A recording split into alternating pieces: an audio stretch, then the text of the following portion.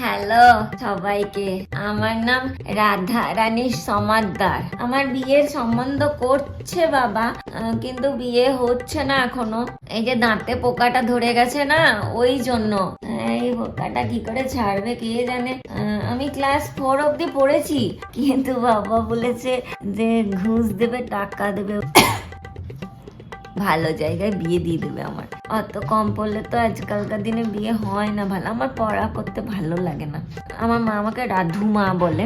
মা বলছিল, রাধু মা ছেলেদেরকে ঠিক করে পড়া, না হলে তোর ছেলে জুটবে না। তাই আমি ভাবছি দাঁতটা কি করে ঠিক করা যায়। তোমরা একটু বলো দেখি, দাঁতটা কি করে ঠিক করা যায়, তাহলে একটা ছেলেকে খপাত করে ধরে তার গলায় মালাটা পরিয়ে দেবো। আর বাবার অনেক পয়সা আছে, আমার জীবনটা ওইভাবে কেটে যাবে। ছোট্ট বয়সে বিয়ে করে নেবো এটা ভেবো না, আবার আমার অনেক বয়স বুঝেছ, তাই জন্য বিয়ে বিয়ে করছি আর কি। বাত্তিক হয়ে গেছে বিয়ে বিয়ে।